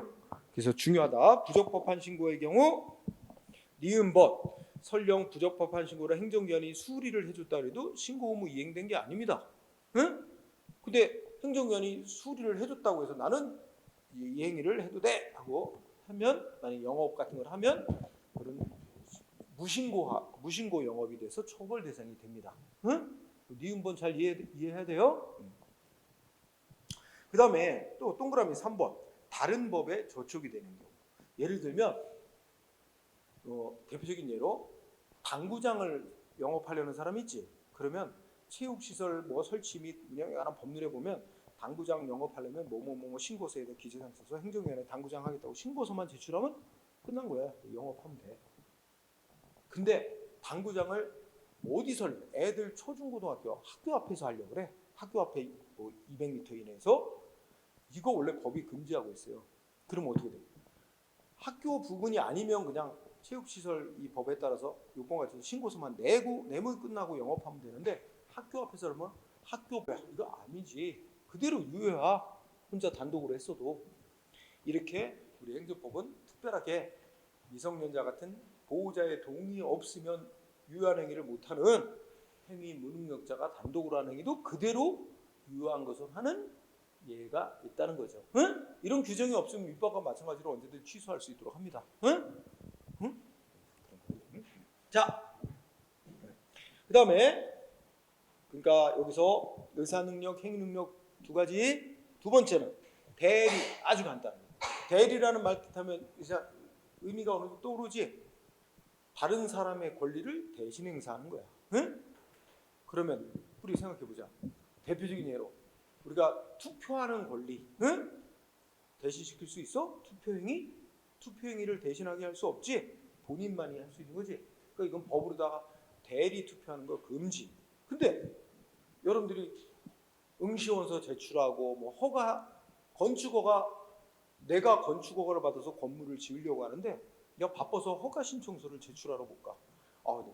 친구한테 내 이름으로 된 허가 신청서 대신 좀 제출해줘. 이거 다 가능해. 그러니까 대리가 가능한 경우도 있고 법으로 금지하거나 또는 성질상 대리할 수 없는 경우들도 있겠지. 그러면 공부의 초점은 첫째 줄이야. 대리가 허용되지 않는 경우가 꽤 많다. 응? 이 특징이라는 거야. 행정관계에서는 대리가 허용되지 않는 경우가 많다. 응? 그다음에 세 번째, 행위의 형식.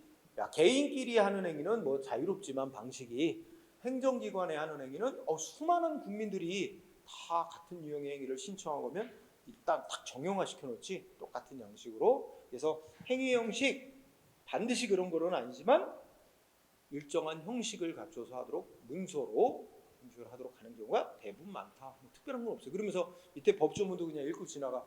행정기관에다가 뭐 허가해달라 뭐 신청하려면 원칙적으로 문서로 딱 양식 갖춰 신청하도록 규정이 돼 있다는 거지. 오른쪽으로 넘어갑니다. 자, 4번 여러분 이거 보자. 효력 발생식이니까 내가 허가해달라고 신청서를 우편으로 보냈다고 쳐봐. 응? 직접 행정기관에 가서 허가해달라는 신청서를 직접 내도 되고 집에서 우편으로 보냈어. 허가 신청서 작성해서. 그러면 한 3일 지나서 시청에 도착했다고 치자. 그러면 내가 허가 신청은 언제 한 거야? 내가 신청서를 보낼 때 허가 신청이 된 거야? 아니면 행정기관에 허가 신청서가 도달됐을 때 허가 신청이 된 거야? 그건 이제 법으로 어느 때를 신청이 된 거로 볼 거냐? 이건 법으로 정하지 않는데 우리나라는 원칙이 행정기관에 신청서가 도달했을 때 신청이 있는 거로 봅니다. 그래서 거기 동그라미 4번에 도달주의를 둘째 줄로 원칙이 도달주의라고 그랬지? 원칙적으로 우리나라는 원칙이 도달주의를 택하고 있어요. 보낸 시점이 아니라 행정기관에 도달된 시점. 응? 네, 신청이 있는 거로 보죠. 물론 법에서 첫째 줄에 있나? 따로 예외 규정을 둔 경우가 있지. 그래서 보낸 시점에 이미 신청이 된 것으로 인정하고 뭐 이런 게 있어요. 그래서 우리가 전에도 한번 얘기했지만 우리 학원 원장님 1년 동안 영업하고 다음 연도 5월 말까지 세무서에 신고해야 돼. 자기 1년 동안 영업해서 매출이 얼마고 경비가 얼마 들었고 해서 자기 수익금 얼마 내겠다. 그래가지고 신고를 하게 돼 있어. 5월 말까지. 그런데 거기에 국세기본법에 보면 5월 말까지만 신고서를 제출하면 보내면 신고가 된 거로 쳐요. 그러니까 우편으로 보낸다고 하면 5월 31일자 도장 찍혀서 도착은 세무서에 6월 3일 날 도착해도 보낸 날짜가 5월 말일자로 돼 있으면 적법한 기간 내에 신고한 거로 인정해줘. 그러니까 정리하면 원칙은 행정기관에 도달했을 때 그 신청이나 신고가 된 것으로 인정해주는 도달주의를 원칙으로 택하고 있지만 예외적으로 보낸 시점을 기준으로 인정하는 발신주의를 규정한 예외도 있긴 있다. 그래서 이렇게 정리하고 그 다음에 다섯 번째 부관이라고 하는 게 있지. 이건 나중에 상세히 공부하되 부관이라고 하는 건 행위자가 어떤 행위를 하면서 거기다 조건을 달아놓는다든지 이렇게 단서를 붙여놓은 걸 우리가 부관이라고 해. 응?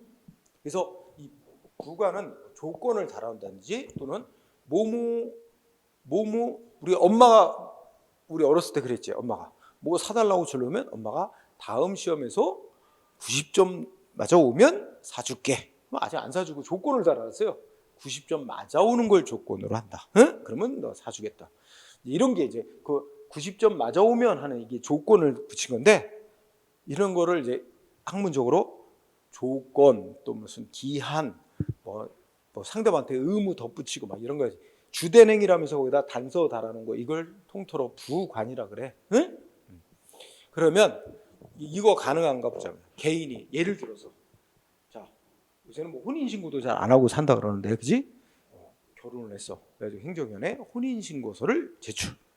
근데 혼인신고를 하면서 조건을 달아. 우리가 사귄 지 얼마 안 돼서 결혼을 한다. 아직 정확히 상대방을 모르지만 하여튼 결혼을 좀 일찍 한다. 그러니까 1년 살아보고 혼인신고를 해놓는데 1년 안에 이혼을 하게 되면 혼인신고는 없었던 것으로 하기로 한다는 조건을 달고 혼인신고 이런 거 안 받아줘. 그렇게 하면 전국에 수많은 사람들이 있는데 다 한 사람 한 사람이 다 거기다가 지 나름대로의 조건 달고 하면 행정이 얼마나 어수선하고 혼란스럽겠어. 그러니까 획일적으로 명확하게 하기 위해서 개개인들의 이 단서 붙이는 거 허용 안 합니다. 그러면 정리하면, 응? 그래서 그때 두 번째 주제, 부관 붙일 수 없다. 응? 우리 개인이 행정위원회 신청 신고하면서 거기다가 무슨 조건 달고 막 이렇게 그거 하면서 못한다 이거지. 부관 못 붙인다. 응? 그다음에 여섯 번째, 철회 보정. 철회는 했다가 다시 물르는 거고, 보정은 보완 수정을 줄여서 보정. 그지? 그러면 거기 자, 법 규정을 먼저 소개했어. 행정 절차법 규정을 했는데 자기한테 허가 내려고 신청을 했다고 치자. 예를 들어서 건축허가 뭐 5층 건축허가 내주세요 신청했다가 마음이 바뀌었어. 그러면 어떻게 돼? 아직 행정기관이 허가할지 말지 결정 나오기 전에는 나 7층 허가로 신청 바꾸겠습니다. 아니면 뭐 3층 허가로 바꾸겠습니다. 바꿀 수도 있고 허가에다가 신청했다 다시 물릴 수도 있어.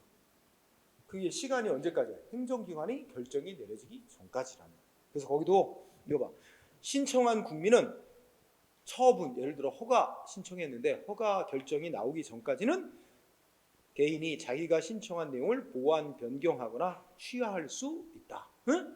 단 법에 따로 그렇게 못한다는 특별한 규정이 있거나 성질상 보완, 변경, 취하할 수 없는 경우는 그러하지 아니하다. 이렇게 돼 있지. 그럼 여기서 예외 안 되는 거 있지. 대표적인 거. 여러분 투표하는데 기표 잘못하는 경우 있을 수 있어요. 그치? 투표해봤어요? 특히 올해 같은 경우 그 지방선거 할 때 막 뭐야 어디 지역은 막 몇 개를 찍지? 7번까지. 이번에는 보통 5장 5번 찍었지.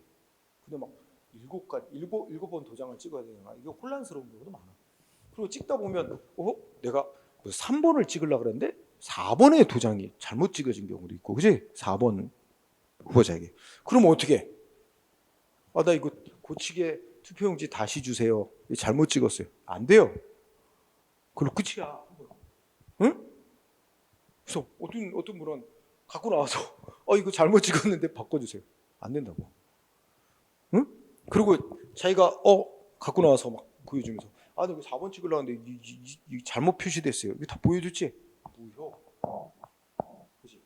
만약에 표를 잘못 찍었으면 어떻게 해? 그건 무효야. 그러니까 그냥 예를 들어 3번을 찍으려고 했는데 4번 후보한테 이게 도장이 찍혔어. 그럼 그걸 무효표로 만들어야지. 그냥 놔두면, 그냥 집어넣으면 4번한테 표를 주는 거고 자기가 지지하는 3번 후보를 2번 죽이는 거야. 자기가 가야 될 표를 안 주고 다른 후보에게 한 표를 더 준 꼴이니까. 그치? 그럼 그걸 아예 무효표로 만들어. 거기 낙서해 막. 그냥 다 찍어버리든지, 응? 여러 군데 다 찍어버리든지 거기다가 막 이렇게 애국가를 써놓고 나오든지 하여튼 무효표가 되게 만드는 게 최선이야. 응? 그러니까 그거는 공직선거법이라는 법에서 딱 한번 투표하면 끝이다. 응? 그걸 물을 수도 없습니다. 응? 자, 그 수정도 안 되고 물을 수도 없는 거예요. 그런 것도 있어요. 자, 다만 원칙은 이게 이제 행정기관의 어떤 신청에 대한 결정이 나오기 전까지는 물르고 고치고 하는 게 가능한 게 원칙이다. 응? 그런 얘기죠. 자, 그리고 이제 그 법조문 밑에도 이제 세 줄 써 있지만 여러분들 시험장 가면 어떻게 돼? 답안지 고칠 수 있어 없어? 없어. 고칠 수 있어. 특히 이제 이게 저 수정 테이프로 고치고 이거 가능해요? 그죠? 되죠? 그죠? 그 되고 단 시험 끝날 때쯤 다 됐어. 안 바꿔주지. 시험 끝날 때 원래 답안지 여유분을 갖고 있어요. 근데 자기가 막 그 답안지 쓰다가 쭉 밀렸었어. 그치? 시간은 얼마 안 남았는데 밀렸었어. 저 감독관한테 답안지 새로 달라 그래서 쓸 수 있어요. 근데 시간이 너무 촉박해. 그럼 안 줍니다. 왜냐면 종 치고 나서도 작성을 할 수밖에 없는 그런 시간이다 보면 안 줘요. 시간 여유가 있으면 줘요. 그럼 다시 답안지 새로 받아서 다시 쓸 수 있죠. 근데 그게 어쨌든 더 쉬운 말로 해서 종 친다면은 절대로 답안지 못 바꾸고 그러죠. 응? 그 생각하면 되는 거잖아. 그죠? 그래서 자, 그러면 판례 알아보기 나오는데 1번 일단 기본적으로 중요합니다. 자, 공무원이 사직의 의사표시를 했대. 쉽게 하면 사표 제출했어요. 공무원 사표 제출했는데 물를 수 있대 없대? 응? 아이고, 그냥 상사가 별것도 아닌 일 갖고 상사가 막 꾸지람을 하고 짜증이 왕창 났어. 응? 자, 에이 더러워. 그리고 사표 확 냈어. 응? 그치? 술 왕창 먹었어. 그날 열받아서 술 먹고 다음날 아침에 일찍 일어났는데 후회가 막심해. 승질부려서. 그럼 사표 낸 거 물을 수 있다 없다? 물을 수 있어. 왜? 뭐 할 거? 사표를 말하면 법적으로 사표 수리라고 해. 응? 정식으로 이제 사표 제출 정식으로 처리해서 그 사람 그만둔 걸로 사표 수리를 이걸 이제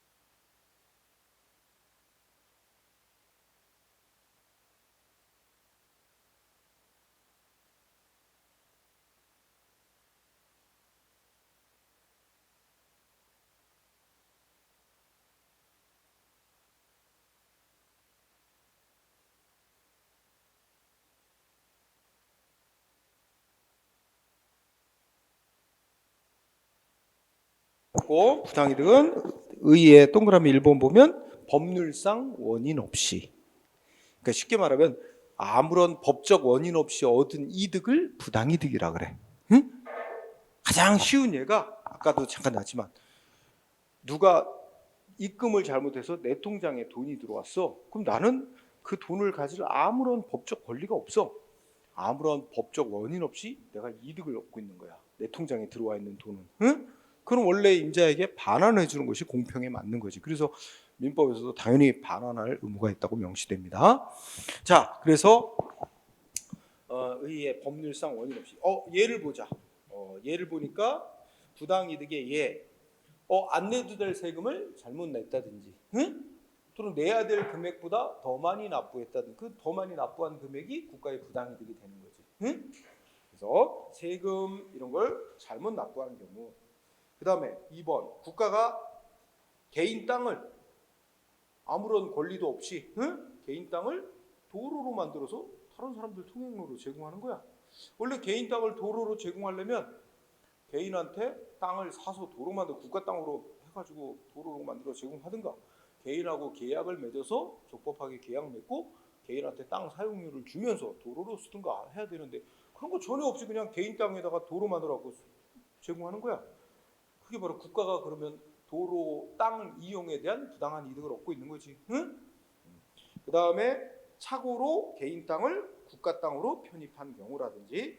자, 그 다음에 여기 1, 2, 3번까지는 국가가 부당이득을 얻는 경우고, 4번, 5번 같은 경우는 국민이 부당이득을 얻고 있는 경우야. 4번은 공무원이 자기 원래 300만 원 월급 나와야 되는데 뭔가 그 담당 직원이 잘못했는지 500만 원을 입금했어. 그러면 200만 원은 부당이득을 얻고 있는 거지. 응? 또는 5번, 자격 없는 자가 연금을 받았다든지 또는 보조금을 받아냈다든지 이런 거 있잖아. 그지? 무자격자가 연금을 받았다든지 보조금을 받았다든지 이런 경우. 그지? 이런 경우가 이 4번, 5번은 개인이 얻는 부당이득입니다. 부당이득이. 여러분 왼쪽에서 배웠던 사무관리하고는 그 구별해야 돼. 이런 예를 섞어서 다음 중 부당이득이 아닌 거, 이런 거 고르라 할 때 사무관리를 답으로 하고 그런단 말이야. 이런 정도라고. 다음 페이지 보니까 판례가 나옵니다. 네. 자, 부당이득의 예 그래가지고 1번을 보니까 1번 특별한 건 없고, 자, 2번을 보니까 앞에 무슨 단어가 있지? 2번 판례 당연무효래. 근데 그냥 당연무효건 그냥 무효건 다 똑같은 거야. 그러니까 여기서 그 옆에 변상금 부과라고 할 때 국가가 돈 납부해 하고 부과했는데 이게 무효래. 무효면 위법이 아주 심한 거야. 원래 무효인 행위는 위법의 정도가 중대한 위법이 있고 누가 봐도 객관적으로 명백하게 위법일 때 그 두 가지 조건이 다 충족돼서 중대하고도 명백한 위법이 있는 행위를 무효라 그래. 그러면 무효인 변상금 부과 처분이라면 변상금 부과는 처음부터 있지도 않은 거와 똑같고 결국 그러면 상대방은 내야 될 의무도 없는 거야. 그런데 상대방이 일단 부과되니까 납부를 했다면, 그렇다면 국가는 아무런 법률상 원인 없이 부당이득을 얻은 게 나, 이게 판례의 뜻이지. 응? 그러면 개인은 돌려달라고 반환해달라고 청구할 권리가 있고 국가는 반환해줘야 될 의무가 있는 거야. 근데 돌려달라고 청구해 안 주지? 그럼 결국 뭐로 가야 돼? 재판 가야 돼. 그럼 개인이 소송 걸어야 돼. 응? 자, 어쨌든 2번 그렇습니다. 자, 2번 정도만 하나 잘 보고 그 다음에 부당이득이라고 인정 안 된 사례 나오지? 중요하다. 1번 아주 중요해. 1번은 아주 단골로 출제가 돼. 그래서 거기에 1번을 공부하면서 핵심 단어 부가가치세, 환급세, 이 단어 부가가치세, 환급세, 응? 이 단어로 말이 길잖아. 부가가치세, 환급 이런 얘기 나오면 그거 부가가치세를 다시 세금 돌려줘야 될 의무를 말하는 거야. 응? 국가가 부가가치세 환급해줘야 될 의무는 거기에 내 밑줄 쳐놨는데 넷째 줄 끝에 이건 부당이득 반환의 문제는 아니래. 그 밑줄 쳐주세요. 부당이득 반환해야 될 의무가 아니라 공익목적상 법률이 정의는 특별한 국가의 의무고, 그러면 세금 내줄 의무자가 반환해달라고 청구하는 권리는 마지막 줄에 무슨 소송으로 청구해야 된다 그랬지? 행정소송인 당사자 소송으로 청구된다. 이거는 미리 말하면 부당이득에 해당하는 문제라면 민사소송으로 반환해달라고 청구해야 되는데 부당이득의 문제가 아니란 말이야. 그러니까 민사소송으로 청구할 문제가 아니라 이거는 특별히 우리 행정법이 정해놓은 특별한 권리와 의무라는 거야. 응? 그래서 행정소송인 당사자소송으로 청구해야 된다. 이게 중요한 포인트야. 그래서 부가가치세, 환급세 어쩌고저쩌고 나오면 이거는 이제 시험 틀리게 나면 이건 부당이득 반환할 의무에 해당되기 때문에 민사소송으로 청구된다. 이렇게 되면 틀리는 거고, 부당이득과 관련된 문제가 아니다. 이건 따로 행정법이 따로 공익목적상 특별히 정해놓은 공법상의 권리고 의무이다. 그래서 행정소송인 당사자소송으로 청구해야 된다. 아주 중요. 자, 2번은 내가 붉은 글씨 써놓긴 했는데 시험은 한 번도 안 나온 것 같아. 여러분, 우리나라 국공립대학은 소위 기성회비라는 걸 받아왔어요. 그 수업료 외에 기성회비라는 걸 또 받아왔는데 그게 이제 수십 년간 받아왔어. 근데 이제 아니 학생들이 이제 뭐 졸업생을 비롯해서 막 소송을 낸 거야. 이거 그 기성회비라고 겉도로 법률에 아무 근거도 없는데 이제 그 학교에서 다 부과해서 다 납부 받아왔다. 응? 그거 부당이득이니까 반환해라. 그러면 전국의 국공립대학에 그동안 이거 액수가 수백억이 돼요. 이제 사회적으로 뉴스도 나오고 논란이 컸는데, 그래서 1심 판결에서는 이거 부당이득이다, 법률에 근거 없이 부과해서 받은 거다 해가지고 부당이득이니까 반환해 주라고 난리가 났었어요. 근데 대법원은 부당이득으로 볼 수 없다 그래가지고 이거 법률에 근거해서 부과한 거다 해가지고 뒤집는 판결을 했죠. 그래서 이제 문제는 해결됐어요. 세금 부과 처분이 취소된 이후, 응? 이게 제일 중요해요. 세금 부과 조치가 취소가 되고 나야 그때부터 국가는 부당이득을 얻은 게 되고 개인도 그때부터 반환해달라고 청구할 권리가 그때부터 생기는 거야. 그 둘의 차이점 알겠지? 세금 부과가 무효냐 취소 사유냐에 따라서 부당이득이 성립되는 시점이 다르고 반환 청구권이 발생하는 시점이 달라지게 되는 거야. 그렇지? 그래서 그 판례 밑에 보면 이제 판례가 거의 다 똑같은 얘기인데 이렇게 시험에 잘 쓰여. 그래서 1번을 보니까 1번 읽어보자. 조세의 과오납이 부당이득이 되기, 이게 무슨 말인지 이해하지? 세금 잘못 납부한 게 국가의 부당이득이 되기 위해서는 세금 낸 거 또는 국가의 세금 징수가 전혀 법률에 근거가 없거나 세금 부과 조치의 위법 정도가 중대하고 명백해요. 처음부터 무효일 때, 그렇지? 그럼 세금 부과 조치가 처음부터 무효일 때는 납부 순간부터 국가가 부당이득을 얻은 게 되는 거고, 만약에 세금 부과 처분의 하자, 과세 처분의 위법이 있긴 한데 취소할 수 있는 정도의 약한 위법만 있다면 어떻게 된대? 응? 뭐 권한 있는 기관이 세금 부과관청이 스스로 세금 부과 취소하거나 하여튼 상대방이 소송을 제기해서 법원에 의해서 세금 부과가 취소되지 않은 이상 아직은 국가가 부당이득을 얻었다고 말할 수는 없게 된다. 그러니까 이 말 끝에 가면 결국 취소가 돼야 그때부터 국가의 부당이득이 되는 거야. 같은 얘기야 계속. 자, 2번 세금 부과 조치가 애초부터 존재하지도 않거나 세금 부과 조치가 존재하긴 했는데 무효라면 납부한 시점부터 국가는 부당이득을 얻은 게 되고, 그죠? 그리고 반환 청구권도 납부한 시점부터 상대방은 반환 청구권이 생긴다 이런 얘기고, 반면에 3번도 마찬가지지. 3번도 공부해야 된다. 3번 이거는 이제 뒤에 공부할 거와 연관이 되는데, 여기 수용 재결이라고 있지?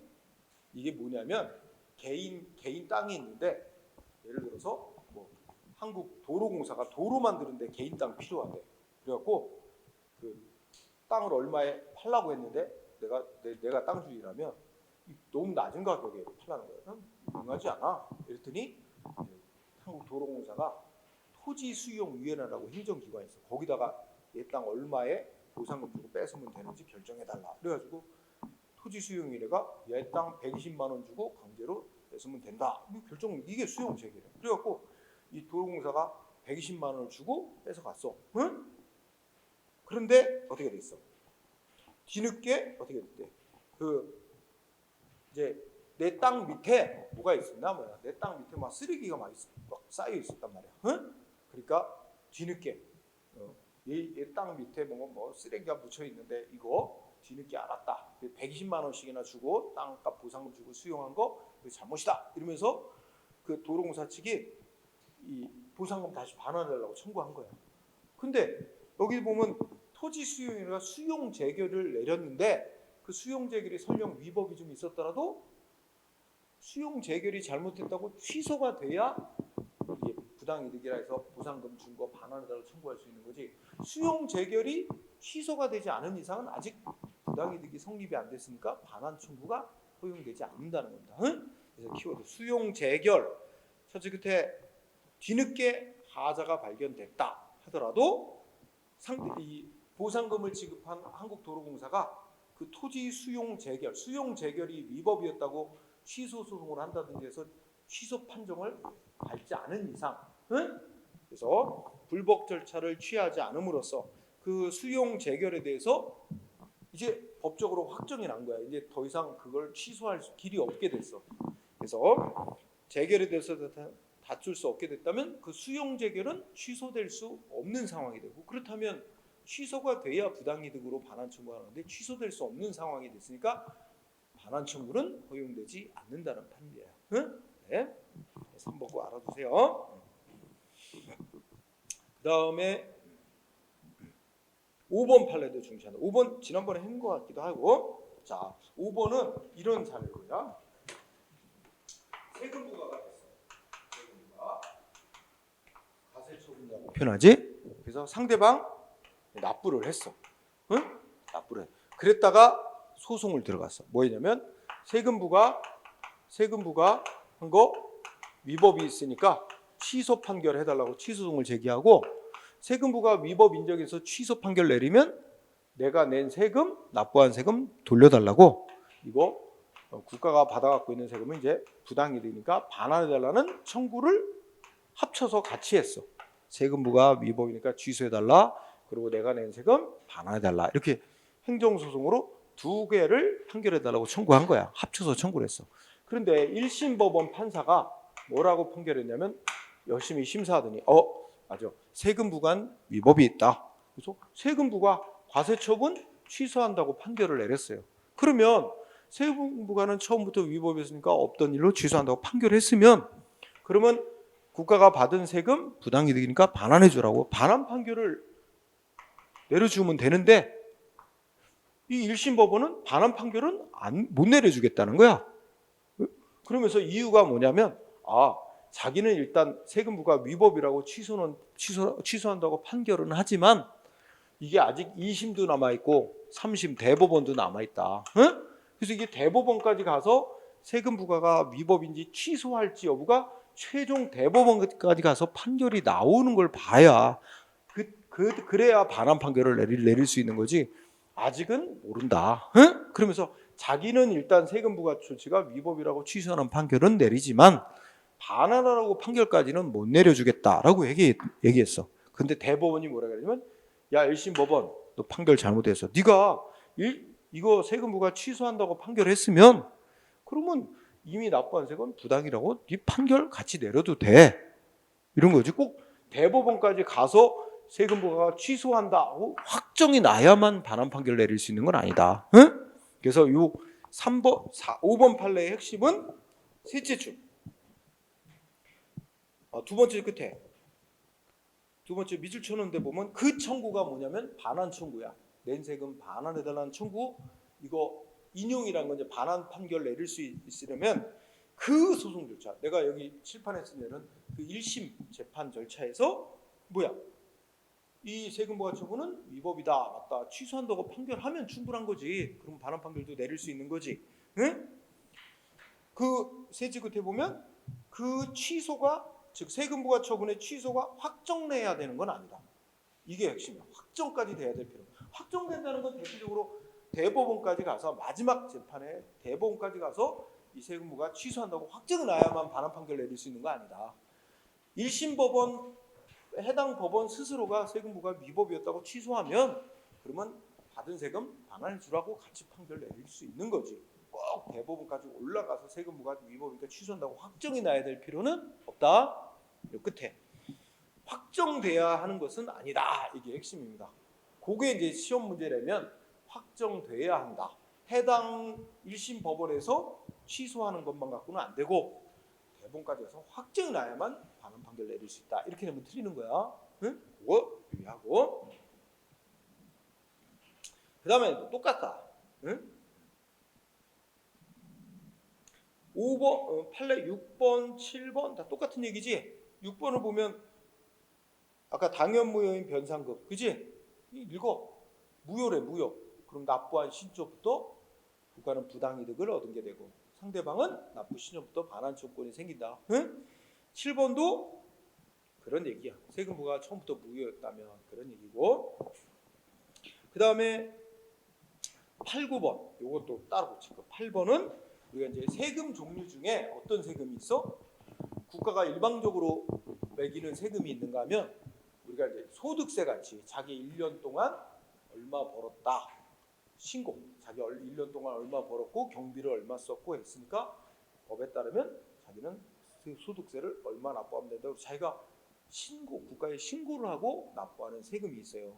세금 종류가 일방적으로 국가가 부과하는 세금도 있지만, 그래서 8번을 보니까 개인이 자기가 신고하고 세금 내는 그런 종류의 세금에 있어서는 원칙적으로 쭉 국민이 스스로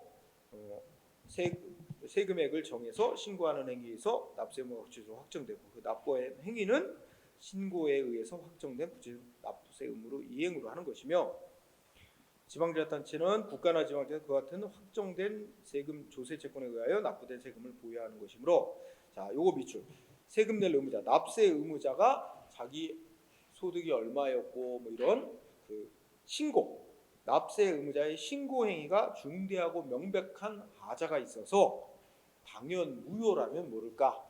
그 신고 행위가 당연 무효가 되지 않나?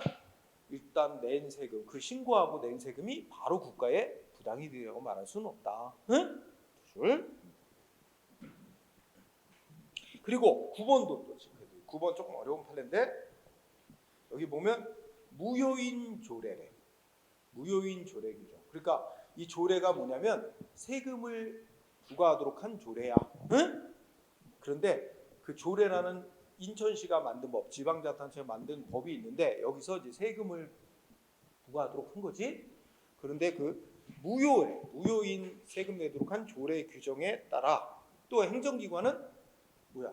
이게 세금을 내라고 이제 지도 권고를 한 거야. 행정 지도에 따라서 국민이 스스로 자기는 세금 낼 의무자라고 믿고 스스로 자진해서 신고하고 세금을 납부했대. 응?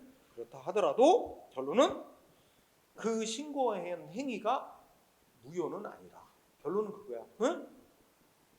무효인 조례에 따라서 또 행정기관의 지도에 따라서 자기가 세금 낼 의무자라고 믿고 신고하고 세금을 냈더라도 그 신고 행위가 중대하고 명백한 가하자가 있어서 무효라고 볼 수 있다. 그러니까 우리가 8번을 보면 신고한 행위가 중대하고 명백한 하자가 있어야 그러면 신고하고 납부한 세금이 국가에 부당이득이 된다는 거지. 근데 이거 9번에 보면 무효인 조례에 따라 터잡은 행정기관의